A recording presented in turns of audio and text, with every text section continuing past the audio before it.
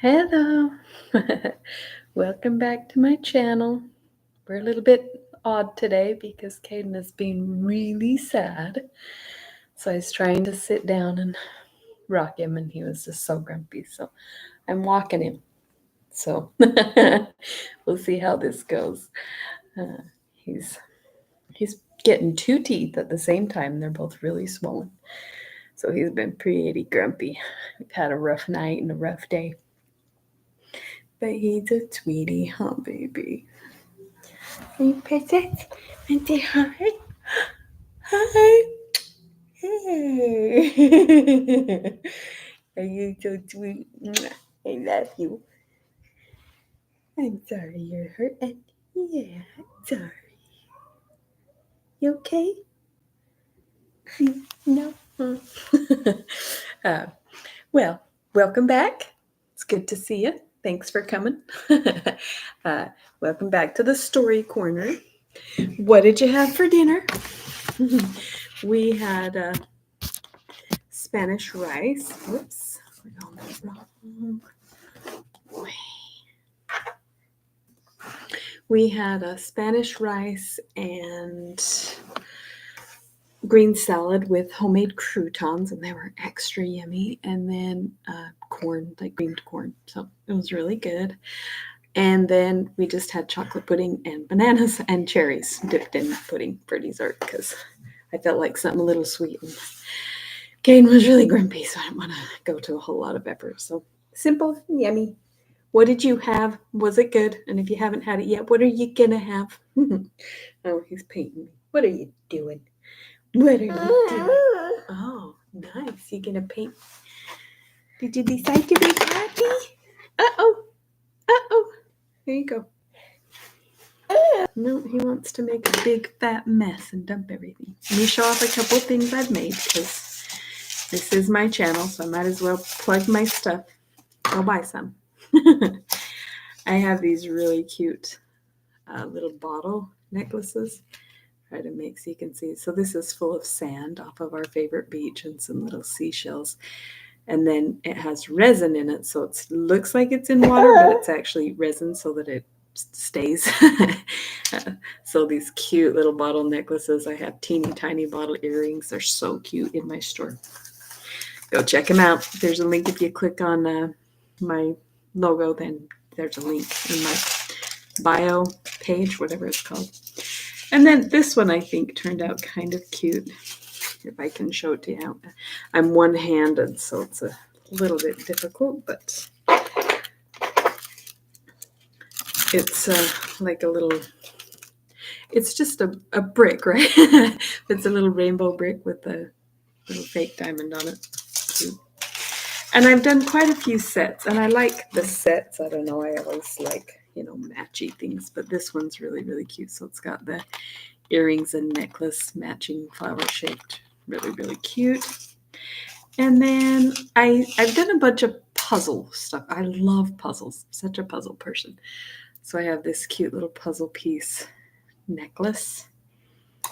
And then one more pair of earrings. And these are cute, super dangly. They have little diamonds and they have little gold leaves inside. The triangles and the little danglies. You want to see those? Oh, they're so pretty. Oh, he wants to show. That's so cute. Caden wants to show you the pretties. Oh, so nice. I'm glad he decided to be happy. That'll be more fun. Okay. Oh my goodness. Okay, so my new book came, Evelina, and it's a long one. And it's old, like it's written. Oh, I'll have to look at the date on it. But it was written like 400 years ago. And so it's kind of written in that time period by someone at that time, which is really cool because the language, the way they talked, it's really accurate for how things were in the time period, where a lot of the books that I'm reading is written, a book in old times written by a modern author. So, it's not as authentic.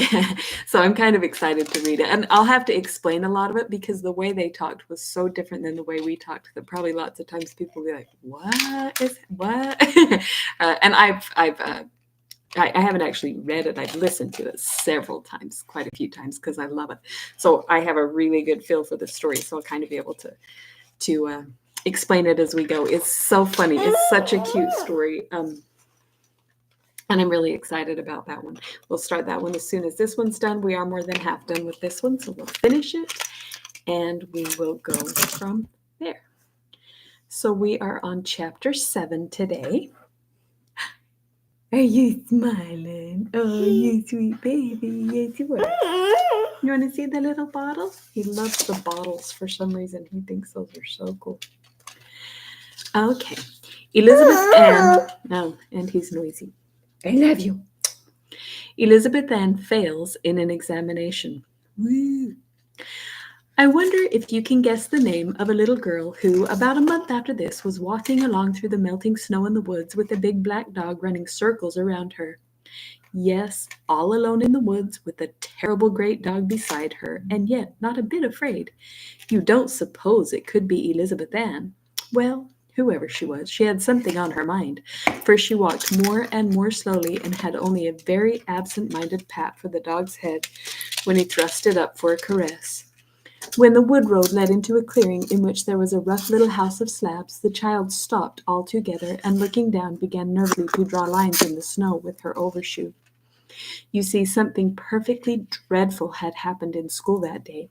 The superintendent, the all-important, seldom-seen superintendent, came to visit the school, and the children were given some examinations so he could see how they were getting on. Now, you know what an examination did to Elizabeth Ann, or haven't I told you? Well, if I haven't, it's because words fail me. If there is anything horrid that an examination didn't do to Elizabeth Ann, I have yet to hear of it. It began years ago, before she ever went to school, when she heard Aunt Frances talking about how she had dreaded examinations when she was a child, and how they dried up her mouth and made her ears ring and her head ache and her knees get all weak and her mind a perfect blank, so that she didn't know what 2 and 2 made. Of course, Elizabeth Ann didn't feel all those things right off at her first examination, but by the time she had had several, and rushed to tell Aunt Frances about how awful they were, and the two of them had sympathized with one another and compared symptoms and then wept about her resulting low marks. Why, she not only had all the symptoms Aunt Frances had ever had, but a good many more of her own invention. Well, she had had them all, and had them hard this afternoon when the superintendent was there. Who's that? Oh, hi. You sweet baby. I love you. I'm glad you're happy now. You've been so sad. Her mouth had gone dry, and her knees had shaken, and her elbows had felt as if they had no more bones in them than so much jelly, and her eyes had smarted, and oh, what answers she had made. That dreadful tight panic had clutched at her throat whenever the superintendent had looked at her, and she had disgraced herself 10 times over. She went hot and cold to think of it, and felt quite sick with hurt vanity. She, who did so well every day and was so much looked up to by her classmates, what must they think of her? To tell the truth, she had been crying as she walked along through the woods, because she was so sorry for herself. Her eyes were all red still, and her throat sore from the big lump in it. And now she would live it all over again as she told the Putney cousins. For of course they must be told. She had always told Aunt Frances everything that happened in school. It happened that Aunt Abigail had been taking a nap when she got home from school, and so she had come out to the sap house where Cousin Ann and Uncle Henry were making syrup, to have it over with as soon as possible. What is it? Oh, it's my earbud. Don't chew on that. Gross! Ew, gross! Gross!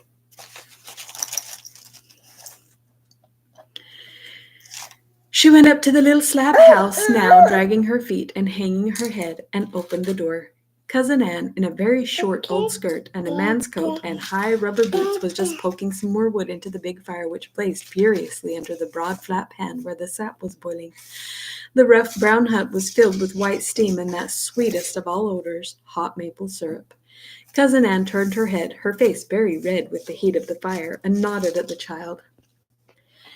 "Hello, Betsy, you're just in time. I've saved out a cupful of hot syrup for you, all ready to wax." Betsy hardly heard this, although she had been wild about waxed sugar on snow ever since her very first taste of it. "Cousin Anne," she said unhappily, "the superintendent visited our school this afternoon." "Did he?" said Cousin Anne, dipping a thermometer into the boiling syrup. "Yes, and we had examinations," said Betsy. "Did you?" said Cousin Anne, holding the thermometer up to the light and looking at it. "And you know how perfectly awful examinations make you feel," said Betsy, very near to tears again. "Why, no," said Cousin Anne, sorting over syrup tins. "They never made me feel awful. I thought they were sort of fun." "Fun?" cried Betsy indignantly, staring through the beginnings of her tears. "Why, yes, like taking a dare, don't you know? Somebody stumps you to jump off the hitching post, and you do it to show him. I always used to think examinations were like that. Somebody stumps you to spell pneumonia, and you do it to show him. Here's your cup of syrup. You'd better go right out and wax it while it's hot." Elizabeth Ann automatically took the cup in her hand, but she did not look at it. "But supposing you get so scared you can't spell pneumonia or anything else," she said feelingly. "That's what happened to me. You know how your mouth gets all dry and your knees—" She stopped. Cousin Ann had said she did not know about all those things. "Well, anyhow, I got so scared and I could hardly stand up, and I made the most awful mistakes, things I knew just as well. I spelled doubt without a B and separate without an E, and I said Iowa was bounded on the north by Wisconsin, and I—" "Oh, well," said Cousin Ann, "it doesn't matter if you really know the right answers, does it? That's the important thing." This was an idea which had never in all her life entered Betsy's brain, and she did not take it in at all now. She only shook her head miserably and went on in a doleful tone. "And I said 13 and 8 are 22, and I wrote March without any capital M, and I— Look here, Betsy, do you want to tell me all this?" Cousin Ann spoke in the quick, ringing voice she had once in a while, which made everybody from old Chef up open his eyes and get his wits about him. Betsy gathered hers and thought hard, and she came to an unexpected conclusion. No, she didn't really want to tell Cousin Ann all about it. Why was she doing it? Because she thought that was the thing to do. "Because if you don't really want to," went on Cousin Ann, "I don't see that it's doing anybody any good.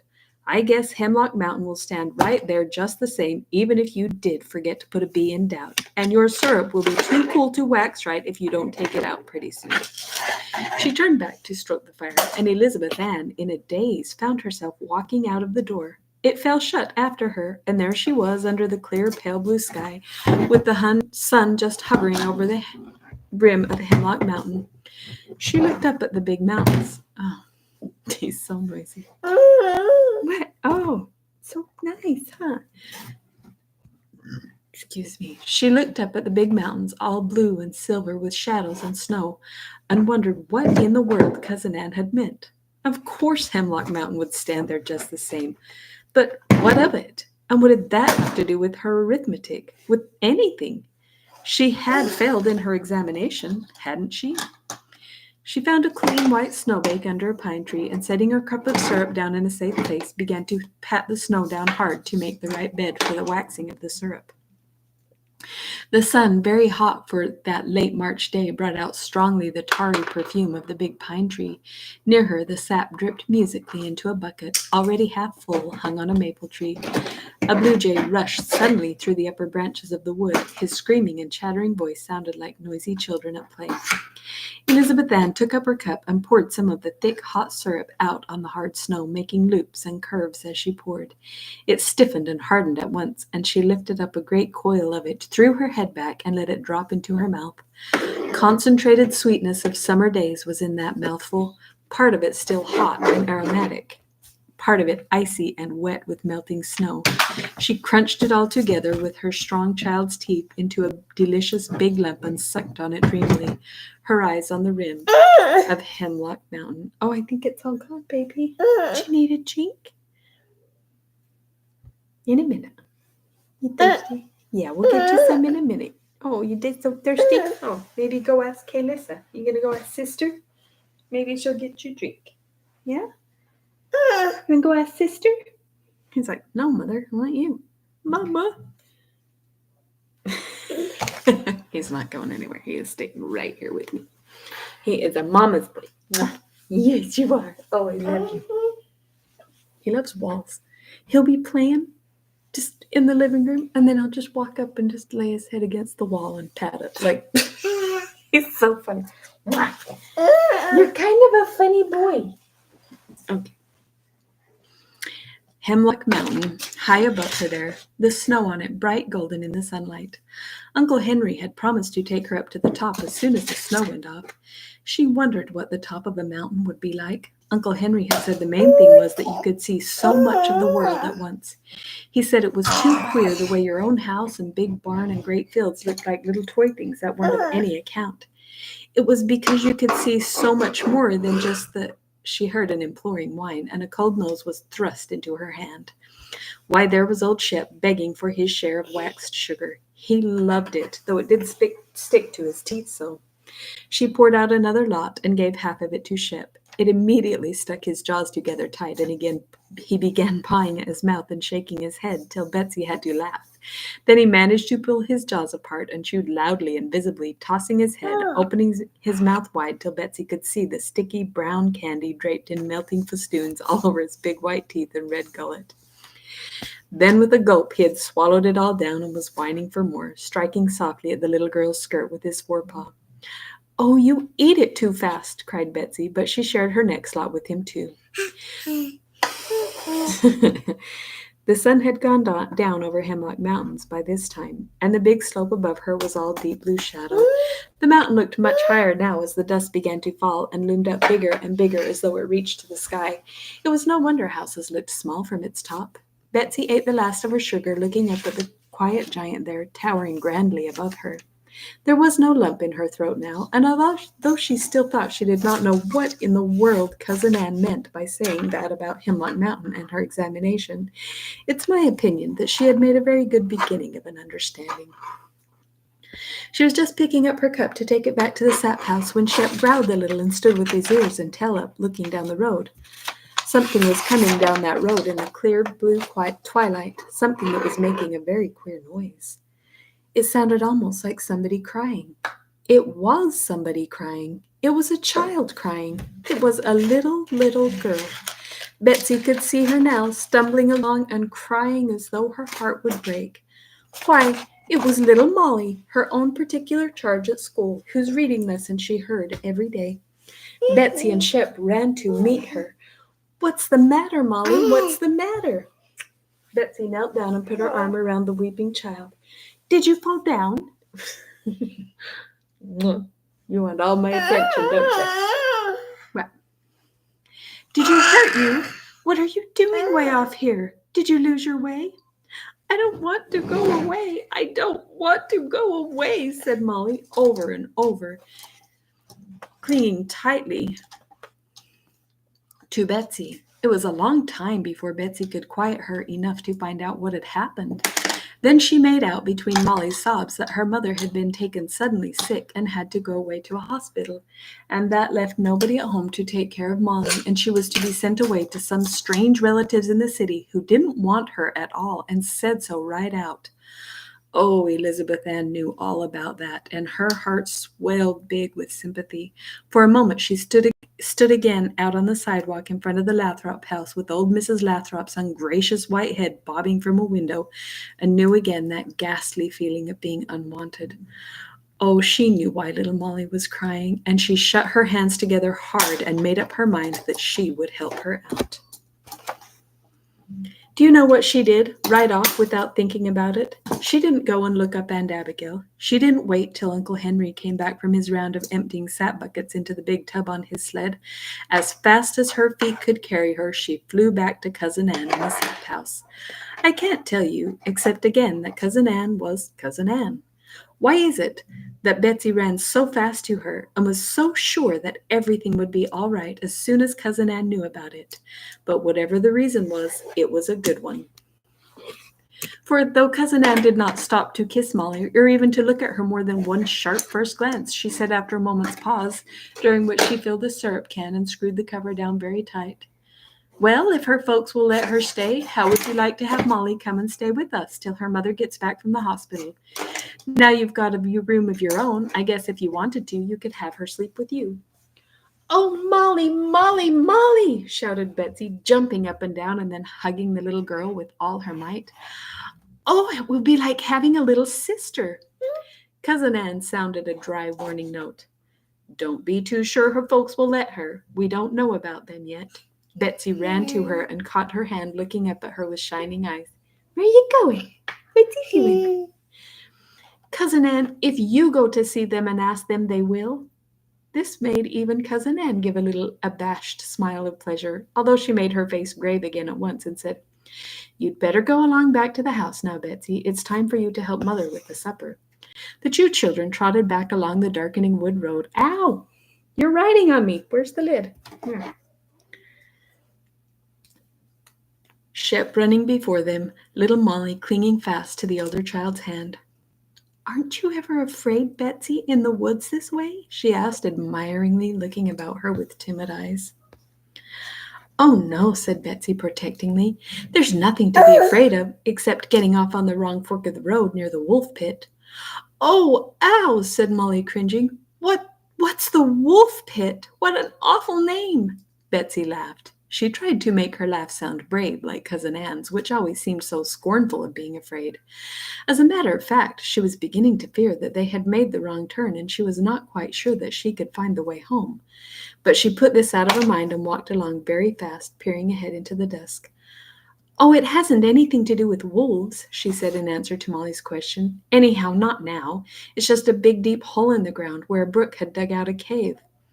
Uncle Henry told me all about it when he showed it to me, and then part of the roof caved in. Sometimes there's ice in the corner of the covered part all the summer, Aunt Abigail says."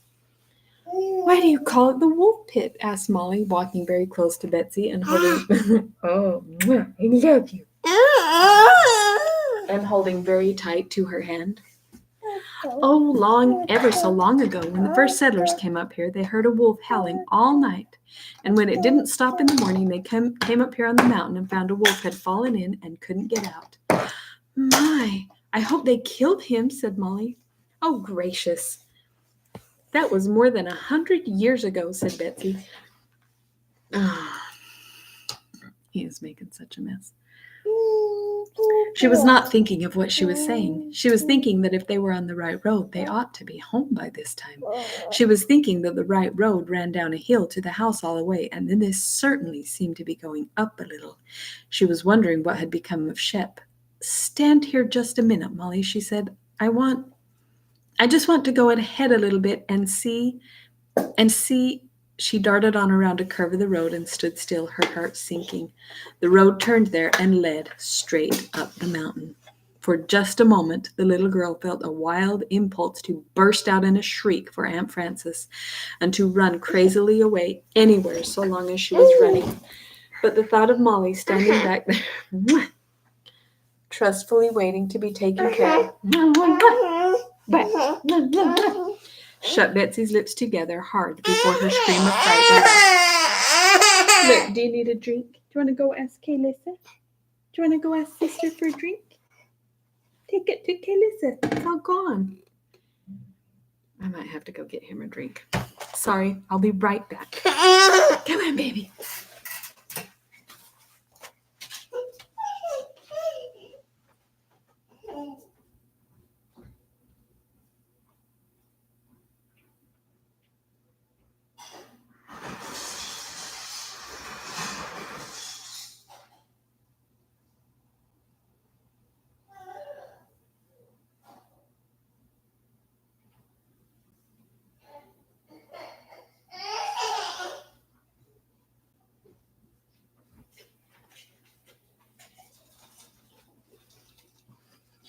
Okay, here we are. Sorry. He's such a little drinker boy. He gets thirsty all day. He just drinks and drinks. Oh, you don't want any more? You done? Yeah? Yes. Well, make up your mind. Do you want the ice or not?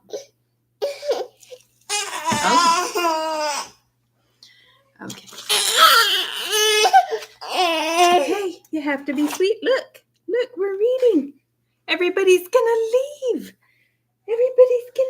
leave. She stood still, thinking, now she mustn't get frightened. All they had to do was to walk back along the road till they came to the fork and then make the right turn. But what if they didn't get back till the turn, till it was so dark they couldn't see it? Uh-oh, look. What's this? Well, she mustn't think of that. She ran back, calling, come on, Molly, in a tone she tried to make as firm as Cousin Anne's. I guess we have made the wrong turn after all. We'd better... But there was no Molly there. In the brief moment Betsy had stood thinking, Molly had disappeared. The long, shadowy road held not a trace of her. You gotta be happy, baby. You gotta be happy.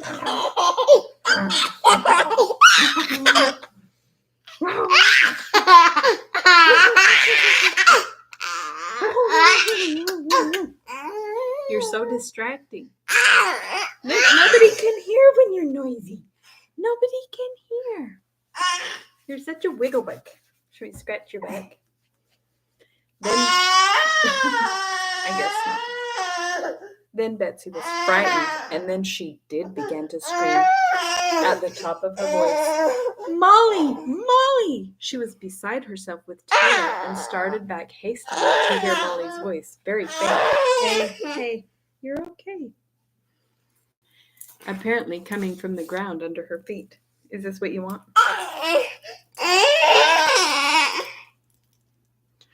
Ow, Betsy, get me out, get me out.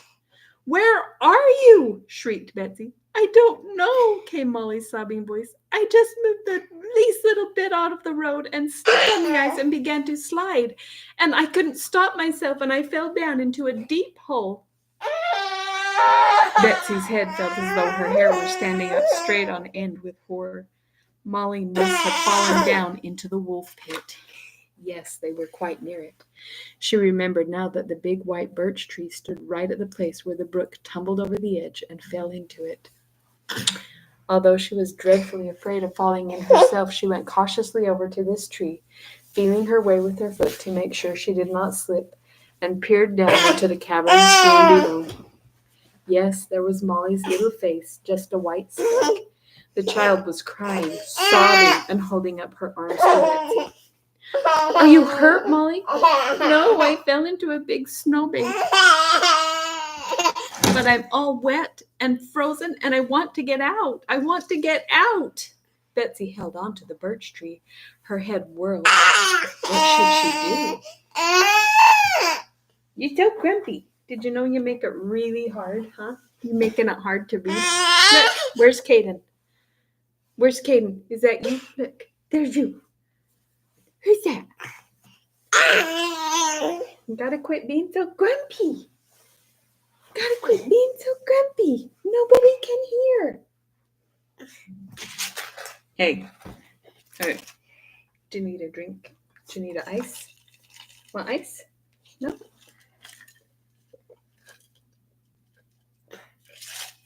Okay. Betsy held on to the birch tree. He's quiet till I start reading. Her head whirled. What should she do? Look here, Molly, she called down. I'm going to run back along to the right road and back to the house and get Uncle Henry. He'll come with a rope and get you out. At this, Molly's crying rose to a frantic scream. Oh, Betsy, don't leave me here alone. Don't. The wolves will get me. Betsy, don't leave me alone. The child was wild with terror. But I can't get you out myself, screamed back Betsy, crying herself. Her teeth were chattering with the cold. Caden. Sure. Sorry. He's such a little helper. He just shut down my window with my story in it. Where is it? Oh my goodness. Did you close it out? Are you serious? Now I have to go find... Oh. He's such a helper. he closed the window. You know what? He is so grumpy and sad. Ah! I have to go find the story again. Give me a second.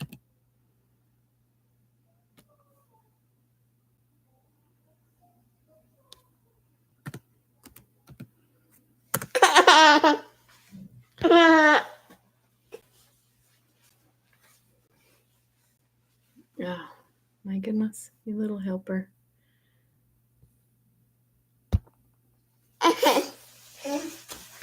Oh, boy.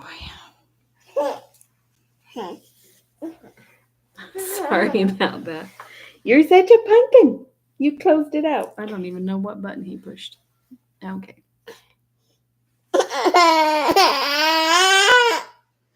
Okay. Oh my goodness.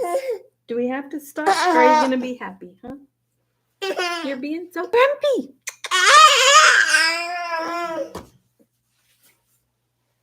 Should I put a sticker on your nose? Should I put a sticker on your nose?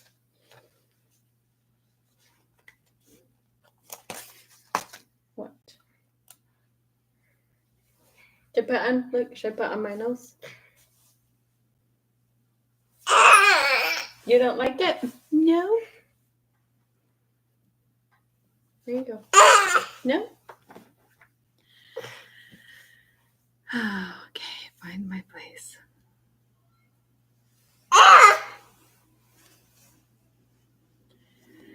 Don't go, came up from the darkness of the pit in a piteous howl. Betsy made a great effort and stopped crying. She sat down on a stone and tried to think. And this is what came into her mind as a guide. What would Cousin Anne do if she were here? She wouldn't cry. She would think of something. What is that? Betsy looked around her desperately. The first thing she saw was the big limb of a pine tree broken off by the wind, which half lay and half slantingly stood up against a tree a little distance above the mouth of the pit. It had been there so long that the needles had all dried and fallen off, and the skeleton of the branch with the broken stubs looked like, yes, it looked like a ladder. That was what Cousin Anne would have done. Wait a minute, Molly, she called wildly down the pit, warm all over in excitement. Now listen, you go off there in a corner where the ground makes a sort of roof. I'm going to throw down something you can climb up on, maybe. Ow, it'll hit me, cried poor little Molly. He likes it on my nose. I don't know if you can take me seriously while I'm reading with a sticker on my nose, but we'll just keep going.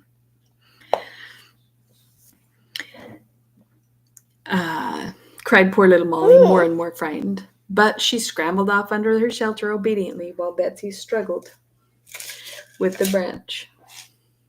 It was so firmly embedded in the snow that at first she could not budge it at all. But after she cleared that away and pried hard with the stick she was using as a lever, she felt it give a little. She bore down with all her might, throwing her weight again and again on her lever, and finally left the big branch perceptibly and felt the big branch perceptibly move. After that, it was easier, as its course was downhill over the snow and mouth of the pit. Do you like it? No? Should I put it on you? No? Just on me, huh? I have to be as foolish as possible.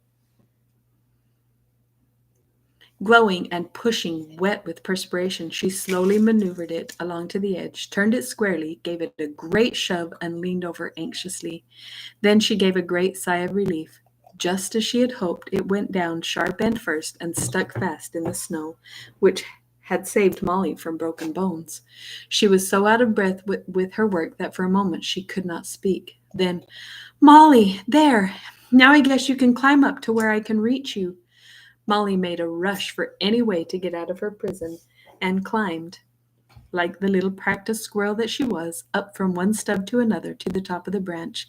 She was still below the edge of the pit there, but Betsy lay flat down on the snow and held out her hands. Molly took hold hard and, digging her toes into the snow, slowly wormed her way up to the surface of the ground. It was then, at that very moment, that Shep came bounding up to them, barking loudly. He likes it. I guess I just get to be ridiculous today. And after him, Cousin Anne, striding along in her rubber boots with a lantern in her hand and a rather anxious look on her face.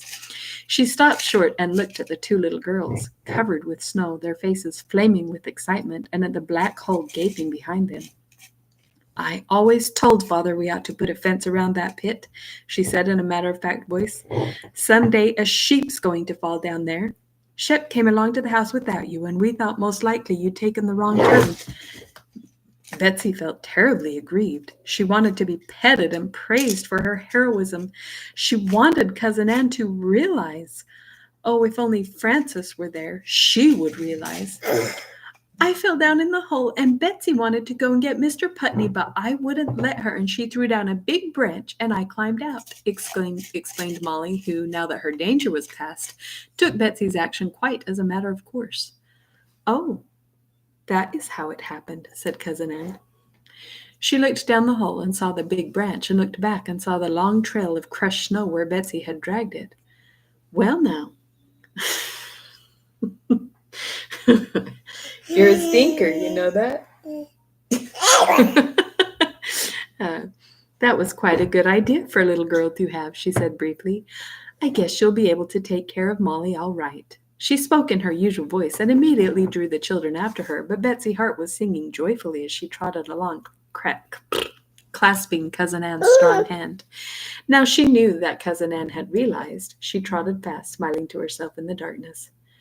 "What made you think of doing that?" asked Cousin Anne presently as they approached the house.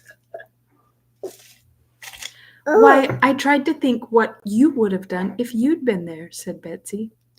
"Oh," said Cousin Anne. "Well." She didn't say another word, but Betsy, glancing up into her face as they stepped into the lighted room, saw an expression that made her give a little skip and hop of joy. She had pleased Cousin Anne. That night, as she lay in her bed, her arm over Molly, cuddled up warm beside her, she remembered, oh, ever so faintly, as something of no importance, that she had failed in an examination that afternoon.